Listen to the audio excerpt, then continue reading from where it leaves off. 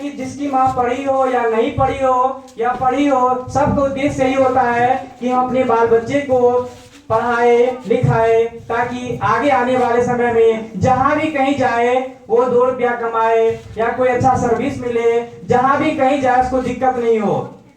और माइक्रोसॉफ्ट का जो मालिक है बिल गेट्स, इनका कहना है कि आप एक अच्छे शिक्षक की तलाश कीजिए।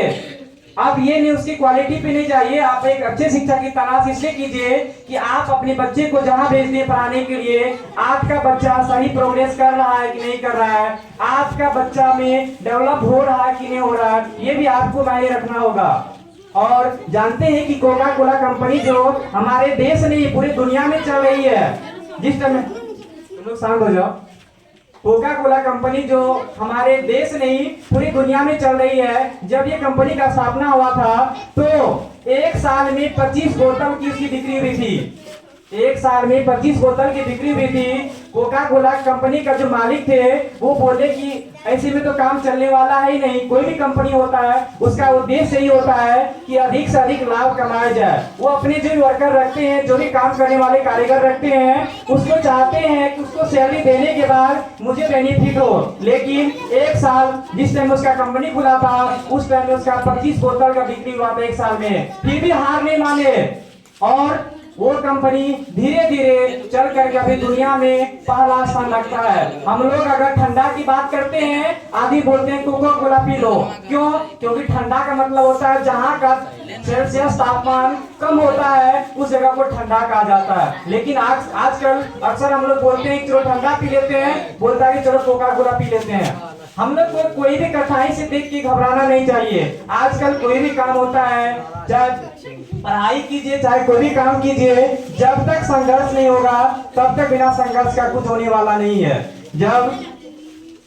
जब इस दुनिया में अत्याचार बढ़ गया था और अहिंसा ज्यादा हो गया था, तो इस दूसरे युग में, इस युग की बात नहीं कर, इस युग कलयुग है, उस युग में क्या हुआ था, राम भगवान का जन्म हुआ था। उसमें क्या हुआ था, राम भगवान वो भगवान थे, लेकिन सबको पता नहीं था वो भगवान थे। एक मनुष्य के रूप में वो जन्म लिए थे। क्यों जन्म लिए थे? क्योंकि धरती पे ज्यादा अत्याचार बढ़ जाने के कारण, ठीक है, रावण का संहार करना था और रावण भी इतने कम बड़े योद्धा नहीं थे, कम बड़े पुजारी नहीं थे, उसको मार पाना किसी इंसान की बस की बात नहीं था। उसके लिए राम भगवान का जन्म हुआ। जब सीता माँ का हरण हुआ था, उसका हम जब पता लगाने के लिए जब चला गया था, तो समुद्र में अब पता चला कि समुद्र है वहां पे, हम तो चले जाएंगे लेकिन हमारी सेना कैसे जाएगी, अस्त्र कैसे जाएगा? उसके लिए समुद्र पे क्या हुआ था, पुल का निर्माण किया गया था। उसमें पुल का निर्माण जब किया गया था, जब पुल बन रहा था, जो भी राम के वानर सेना थे वो सब क्या करते थे, बड़े बड़े पत्थर को उठा करके समुद्र में फेंकते थे और पत्थर पे लिखा जाता था जय श्री राम, और वो पत्थर पानी में धंसता नहीं था। लेकिन एक गिलहरी, जो हम लोग देखते हैं कोई वृक्ष, शांत रहो, एक हम लोग देखते हैं कोई वृक्ष पे गिलहरी होता है, कितना छोटा जीव है, ये क्या कर रहा था, ये अपनी क्षमता के अनुसार एक छोटा सा पत्थर उठा रहा था और वो समुद्र में फेंक रहा था। तब क्या बोलता बंदर, अरे तुम्हारे पास तो क्षमता ही नहीं है, तुम क्या फेंक पाओगे? तो राम भगवान को समझाए थे, देखिए आप एक बंदर है, आपकी क्षमता है कि बड़ा पत्थर उठाने की, आप उठा सकते हैं, लेकिन एक गिलहरी है वो अपनी क्षमता के अनुसार पत्थर को उठा के फेंक रहा है, ये उसकी कमजोरी नहीं है, वो अपना क्षमता के अनुसार काम कर रहा है। इसलिए जब भी कोई बच्चा पढ़ने के लिए यहाँ पे आता है, सब बच्चा को क्लास में वही पढ़ाया जाता है। मान लीजिए 8th क्लास हो, 9th क्लास हो, 10th क्लास हो, सबका सिलेबस होता है, सबको वही पढ़ाया जाता है। और उसी में क्या होता है, जब वीकली टेस्ट हो या मंथली टेस्ट हो, बच्चा का टेस्ट लिया जाता है, उसी में कोई बच्चा फर्स्ट रैंक आता है, कोई सेकेंड रैंक आता है, कोई थर्ड रैंक आता है, कोई 4th रैंक आता है, कोई 5th रैंक आता है, कोई नीचे से फर्स्ट आता है।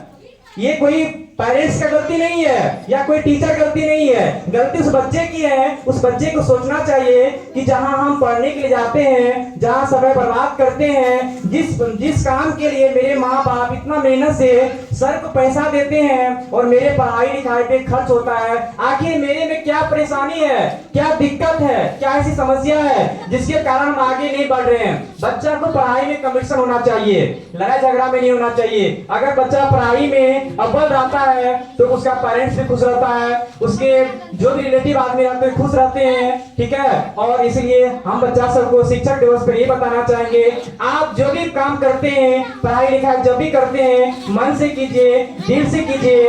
एक ऐसा समय पढ़ाई लिखाई है जब ये समय आपका बीत के जाएगा, लौट के आने वाला नहीं है। क्यों?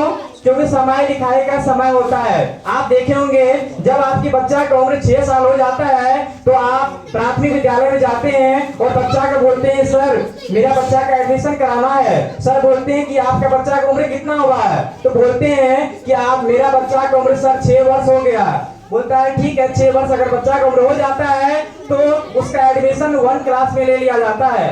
तब बच्चा 6 से 11 वर्ष तक बच्चा प्राथमिक विद्यालय में पढ़ता है और 5 क्लास पास करने के बाद वो मिडिल स्कूल में चले जाता है। क्यों? क्योंकि सबका समय निर्धारित किया गया है। और जब बच्चा हाई स्कूल पहुंच जाता है और 9th क्लास में एडमिशन होता है और 10th क्लास में क्वालिफिकेशन के लिए उसका एज देखा जाता है। बच्चे सब शांत हो जाओ। जब हाई स्कूल में जाता है वो